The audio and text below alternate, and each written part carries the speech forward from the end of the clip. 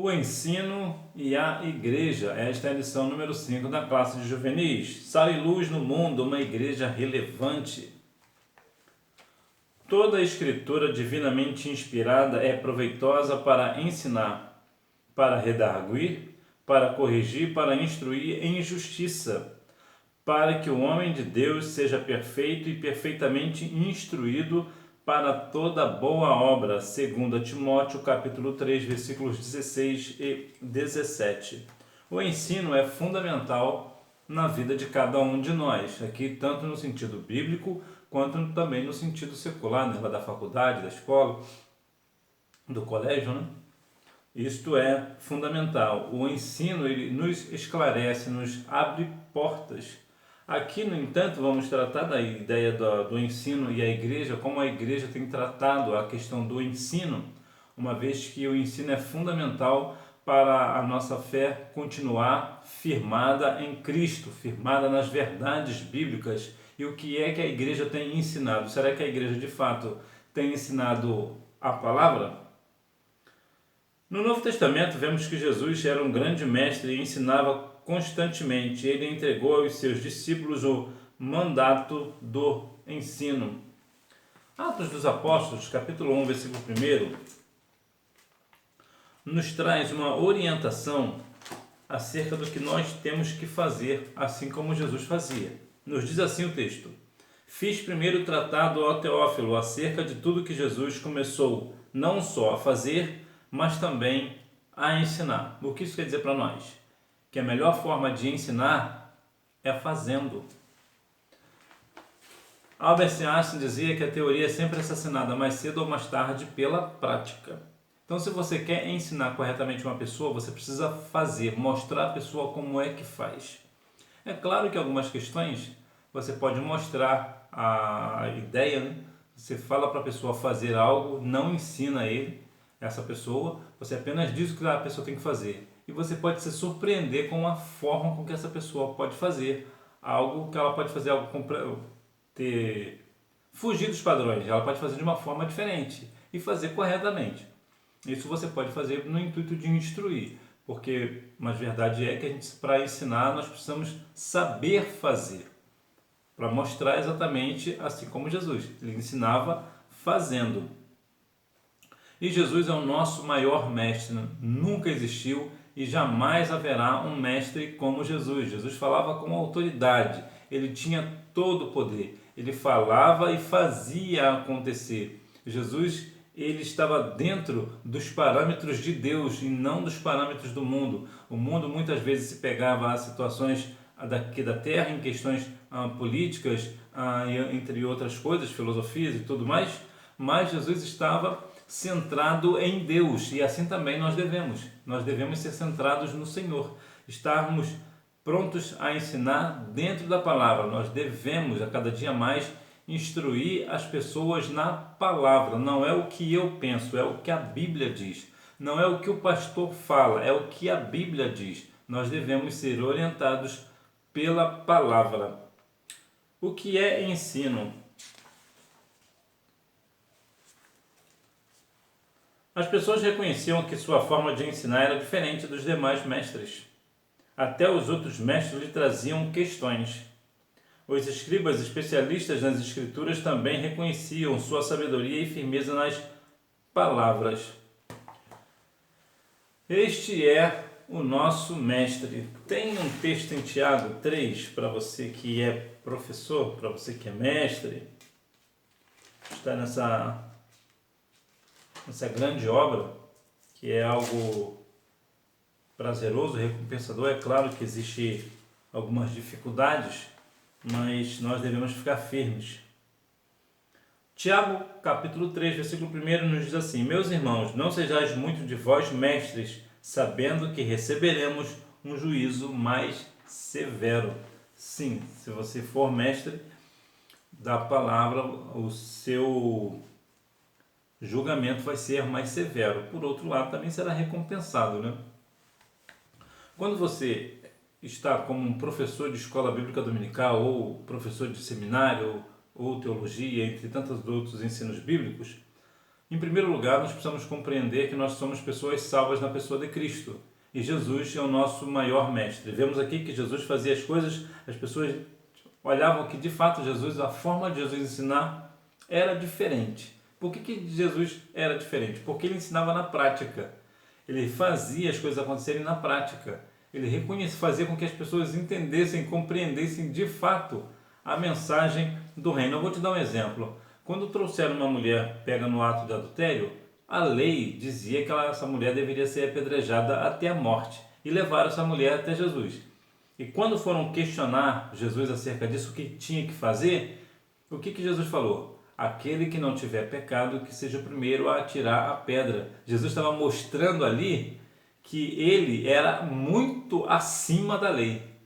E ele sendo acima da lei, ele falava com toda a autoridade. Ele falava e as coisas... E como é que as pessoas começaram a fazer? A Bíblia diz que foi saindo um a um, até que ficou somente Jesus e aquela mulher. E Jesus disse para ela, onde estão os seus acusadores? E depois Jesus complementou, vai e não peques mais. Jesus perdoou aquela mulher. Então veja, a forma de Jesus ensinar era diferente. Veja que até os outros mestres traziam questões a ele. É interessante que, é claro que hoje em dia é um pouco mais difícil, mas eu fico muito maravilhado quando uma pessoa vem me trazendo uma questão bíblica. E por que eu fico maravilhado? Porque eu sempre aprendo alguma coisa com alguma pergunta. Recentemente eu dava aula para uma classe de jovens e tinha alguns jovens que me faziam perguntas bastante interessantes, principalmente as meninas. As meninas faziam perguntas que eu acabei crescendo, não sei se elas cresceram tanto quanto eu, né? Mas eu aprendi muito com as meninas devido às perguntas que elas faziam, que eram muito coerentes. Eram muito, e perguntas completamente diferentes do padrão, né? Do que as pessoas costumam fazer.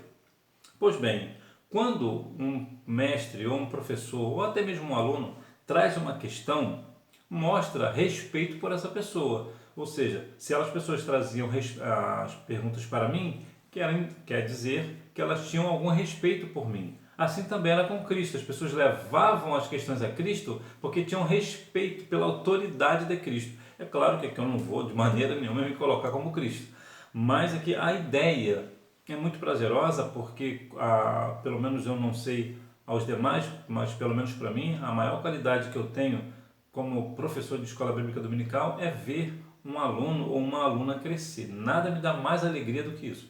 Ver que realmente aquilo que eu ensino está fazendo diferença na vida de alguém. Que realmente as pessoas estão conhecendo mais a Deus devido a algo que eu ensinei, alguma coisa que eu mostrei. Isso para mim não tem preço. Isso para mim vale tudo. Então, quando vale tudo que eu digo, vale todo o sacrifício, vale tudo, às vezes as noites mal dormidas, né?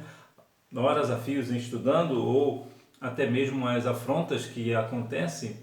Quando um aluno ou uma aluna chega para mim com uma pergunta e faz uma pergunta bíblica, independente de qual seja, eu vejo que valeu todo o esforço.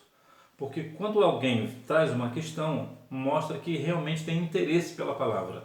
E isso sim, quando uma pessoa chega para mim me questionando uma questão bíblica, quer dizer que eu estou mostrando a palavra para ela. Ela acredita que de fato eu estou mostrando a palavra como de fato a palavra é, como de fato a Bíblia ensina. E é assim que nós temos que fazer. E como é que nós fazemos isso? Tendo Jesus como nosso espelho, como nosso maior mestre. Quando alguém vem questionar o que Jesus faria, o que Jesus responderia, né, o que a Bíblia diz a respeito deste assunto. Então nós devemos sempre responder com direção do Espírito Santo, e é isso que eu procuro fazer sempre quando eu sou questionado a respeito da palavra. Objetivos do ensino cristão. Jesus ensinava a justiça divina e sua autoridade impressionava. Ele pregava para gerar uma compreensão correta das Escrituras em seus ouvintes, com o objetivo central de trazer arrependimento de pecados e salvação. Isso aqui é o ponto. Porque veja que Jesus trazia uma correta entendimento da Escritura. E por que isso é importante? Porque a Bíblia ela sempre será mal interpretada por muitas pessoas, por muitos líderes, por muitos pastores, por muitos cristãos. E você que tem, por alguma razão, né, você está aqui, e eu agradeço a sua preferência de estar aqui, é um prazer estar falando com você. Quando você está no sentido, no lugar de um professor, de um mestre, e você tem você precisa ter essa responsabilidade de falar exatamente o que diz as Escrituras, fazem com que as pessoas acabam se arrependendo de seus pecados e tendo salvação. E por que isso é importante? Porque, mais uma vez, hoje as pessoas estão lendo a palavra de forma completamente equivocada, de forma completamente aleatória, querendo ter algo, a pessoa cria uma situação, talvez um símbolo, ou uma liturgia nova, ou um novo ritual, ou seja o que for, pega um texto completamente isolado da palavra e quer fazer com que a Bíblia se adeque àquela situação dele, o que não é assim. Somos nós que temos que nos adequar à Bíblia e não a Bíblia a nós. É a Bíblia que nos transforma. Então, o que vale é o que a Bíblia diz. Então, muitos líderes hoje, pastores, de forma completamente equivocada, ensinam coisas horrendas da palavra. Falam de um Deus que não existe, mencionam situações que não são bíblicas, falam de situações que até mesmo pecados que a Bíblia condena, eles dizem que não é pecado, era pecado para aquela época, mas que para hoje não precisa mais, não é bem assim. Olha, se algo foi pecado no passado, continua sendo pecado, porque Deus é o mesmo ontem, hoje, sempre, não há sombra de variação nele. O que era pecado continua sendo. Então as pessoas querem, porque querem, ter uma vida de pecado e dizer que a Bíblia está de acordo com este negócio, e a Bíblia não está. O que precisamos aprender? Ler a Bíblia. A leitura da Bíblia é essencial para o cristão, ela não deve ficar em segundo plano, antes precisa ser uma prioridade em nossa agenda. Quando lemos a Bíblia, Deus fala conosco, por sua palavra somos alimentados e fortalecidos. Muitas vezes as pessoas veem uma dificuldade na leitura da palavra, mas nós devemos, você que tem um pouco mais de tempo, você precisa ter essa prioridade de ler a palavra, meditar na palavra, pensar na palavra, né? Meditar na palavra de dia e de noite para não pecar contra o Senhor, medita na lei de dia e de noite. A Bíblia sempre nos exorta a ler a palavra do Senhor, né? Nós devemos sempre ter isso em mente. A Bíblia deve ser lida continuamente todos os dias. Ela é tão essencial para a nossa vida como o alimento é para o nosso corpo. Há um texto muito interessante de Mateus capítulo 4, versículo 4, que Jesus disse: nem só de pão viverá o homem, mas de toda a palavra que sai da boca de Deus. É muito interessante que Jesus estava ali cheio de fome, né? Cá para nós, né? E ele usou realmente a palavra para se defender dos ataques de Satanás. Quando compreendemos que assim como o corpo necessita de alimento, a nossa alma também precisa de alimento. E qual é o alimento da alma? Bíblia. É a palavra do Senhor, é a palavra de Deus.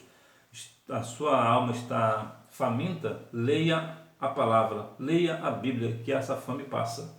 Você vai ficar saciado, você verá a diferença da pessoa que tem a Bíblia como pauta e daquele que não tem. Você verá as diferenças em todas as esferas. Você será uma pessoa bem-aventurada. Por quê? Porque você está sempre se alimentando da palavra. Quem é Deus? Na Bíblia lemos uma convocação profética: conheçamos e prossigamos em conhecer o Senhor. Precisamos dar ouvidos a esse convite. É possível que você tenha desejo de conhecer alguém. Talvez um artista, talvez um jogador de futebol, ou um cantor, uma cantora, uma banda. É natural, isso é bem natural. Temos pessoas que admiramos, que queremos ver, ter a oportunidade de falar com essa pessoa, é natural. Nós não devemos colocar essa pessoa como um ídolo. Aí não, aí é diferente. Aí nós estamos idolatrando. A idolatria é pecado. Entretanto, a Bíblia nos traz um convite interessante: conheçamos e prossigamos. Ou seja, nós temos que conhecer o Senhor e continuar conhecendo o Senhor, como diz lá Osés capítulo 6, versículo 3. Nós devemos sempre conhecer ao Senhor. E como é que eu conheço o Senhor? Através da sua palavra, através da Bíblia. Quando eu leio a Bíblia, eu começo a ver quem é Deus, como Ele é, como Ele faz, o que Ele é, o que Ele não é. Então veja que nós devemos continuar tendo essa comunhão com Deus. Como é que eu tenho comunhão com Deus? Orando ao Senhor. Quando eu oro ao Senhor, eu estou conversando com Deus.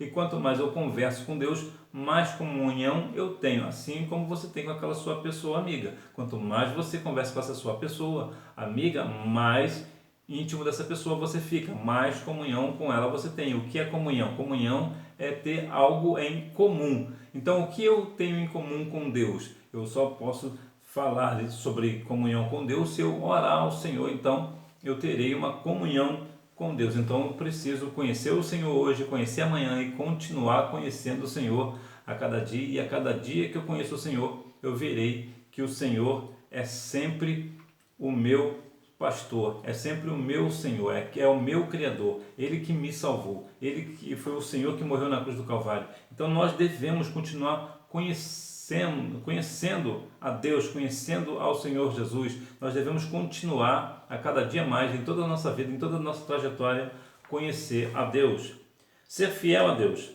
Quem é cristão precisa viver em fidelidade para com Deus. Precisamos aprender o que é certo e o que é errado no reino de Deus, a fim de não pecar contra o Senhor. Para isso é necessário se afastar das tentações e buscar a santificação todos os dias. A santificação ela é um processo que durará para toda a vida. Toda a vida cristã será pautada na santificação. Então veja que nós devemos saber aprender o que é certo e o que é errado no reino de Deus. E como é que eu aprendo isso? Com a palavra. Quando eu leio a palavra, eu vejo quais são as normas, vamos assim dizer, né? Quais são as regras, os mandamentos, o que eu posso, o que eu não posso. É claro que isso não vai me trazer uma salvação. A salvação ela não vem pelas obras, por eu obedecer à lei, por eu obedecer a palavra no sentido de lei, né? O que eu posso, o que eu não posso. Então, se a Bíblia diz que eu não posso fazer isso e eu não faço, então eu sou salvo. Não. Eu sou salvo se eu crer no Senhor Jesus. Eu tenho que crer em Cristo.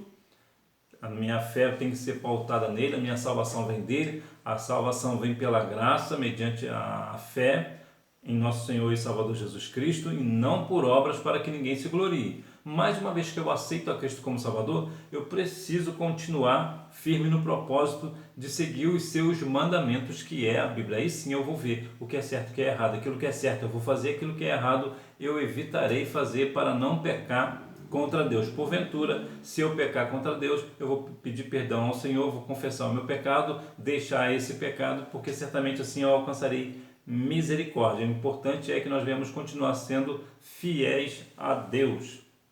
Viver os valores do reino. Nós fomos chamados em Cristo para ser luz do mundo, isto é, fazer a diferença. Fazemos isso quando seguimos a ética do reino de Deus, praticamos o amor e o perdão, zelamos pelo que é justo, falamos a verdade, oferecemos ajuda aos necessitados e servimos uns aos outros. Veja aqui que situação, ou alguns valores do reino. Primeiro nós temos que ser luz. Se você apagar a luz do seu quarto, você se perde dentro do seu quarto, você não consegue ver nada. Como é que eu sou a luz do mundo? Quando eu ensino a palavra, quando eu mostro a Cristo. Então, as pessoas veem, saem das trevas para a maravilhosa luz que é Cristo. Veja que nós vemos também sobre a questão do amor e o perdão. Nós devemos sempre amar uns aos outros, amar o nosso próximo e perdoar uns aos outros. Também devemos zelar pelo aquilo que é justo, independente de quem está fazendo algo, nós devemos ser justo com esta pessoa. Ainda que essa pessoa tenha alguma diferença conosco, nós devemos ser justos com esta pessoa. Nós devemos sempre falar a verdade em todas as esferas, principalmente nas versões bíblicas, nas questões bíblicas, né? E por que a verdade? Porque nós somos da verdade. Jesus disse, eu sou o caminho, a verdade, a vida, ninguém vem ao Pai senão por mim. Se Jesus é a verdade, nós seguimos esta verdade, então nós devemos viver na verdade. E isso aqui no sentido amplo, tanto na questão bíblica quanto nas questões do dia a dia. Nós não devemos mentir. Mentir é do diabo, João 8,44. Então nós devemos praticar sempre a verdade. Oferecemos ajuda aos necessitados. É outra coisa também que nós devemos fazer, que é a ação social. Nós devemos sempre ajudar aos necessitados e principalmente ajudar sem querer nada em troca e muito menos tocando trombeta, né? Dizendo que ajudou pessoas, né? Isso não é para nós. E servimos uns aos outros. Isso claro, né? Nós estamos sempre servindo uns aos outros com os nossos serviços com a nossa presença, com a nossa palavra, né, com as nossas orações. Nós estamos sempre servindo uns aos outros, aprendendo uns com os outros. Entretanto, para ser um verdadeiro discípulo, precisamos ter um coração ensinável, isto é, ter humildade para aprender. A soberba e a vaidade são obstáculos para a aprendizagem. Jamais um professor, por mais preparado que ele seja, ele não deve ter soberba. Eu sei tudo. E também não ter vaidade, porque isso impede ele de continuar aprendendo. A nossa vida é uma vida de aprendizagem.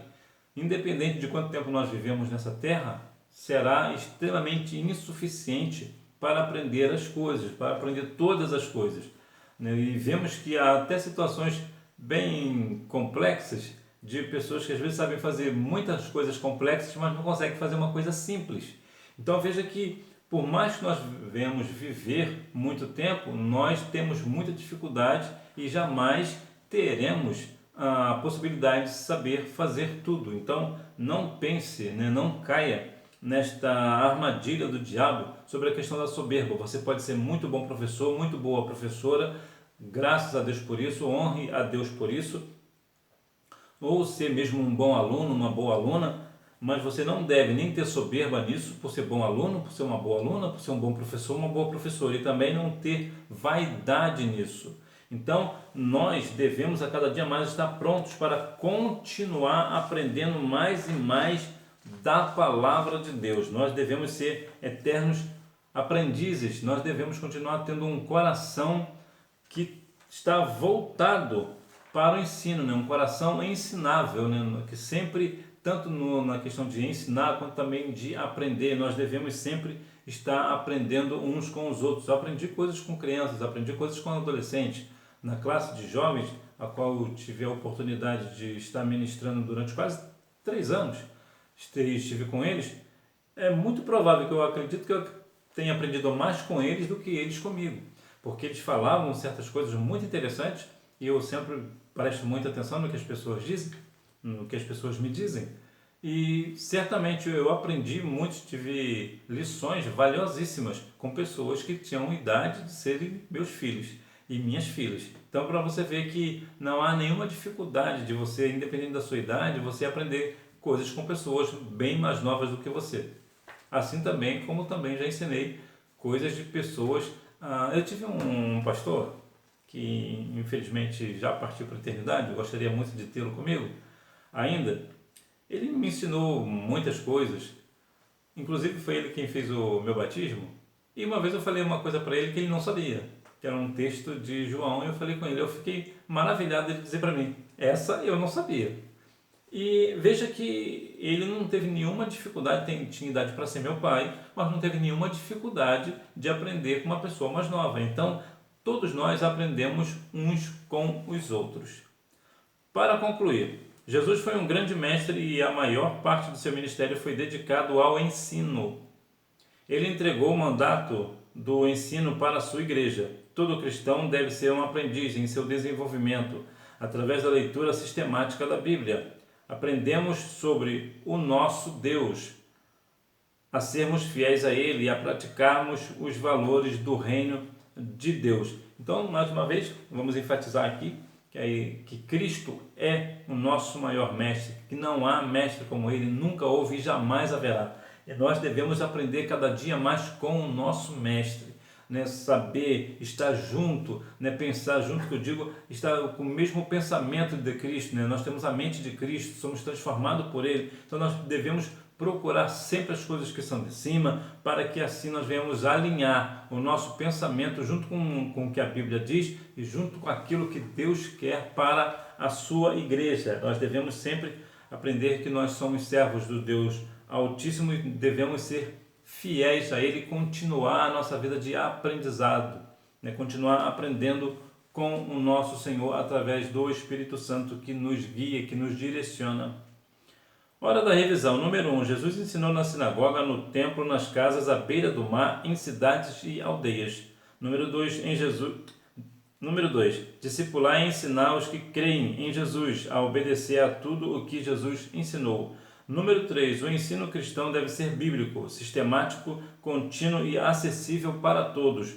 Número 4 é uma resposta pessoal. Número 5, a soberba e a vaidade. Mais uma vez aqui bater nessa questão da vaidade aqui, da soberba, que nós não viemos cair nesta questão de soberba, né? Eu sei tudo, eu posso tudo, eu conheço a Bíblia de capa a capa.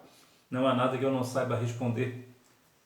Não é por aí o negócio. Nós sempre estamos aprendendo com pessoas, tanto mais velhas, quanto pessoas da nossa idade, quanto com pessoas mais novas. Nossa vida é sempre uma vida de aprendizado. Que Deus em Cristo continue abençoando a sua vida, que você tenha uma boa aula, não deixe de ir à Escola Bíblica Dominical, até porque quem faz a escola é o aluno. Tchau!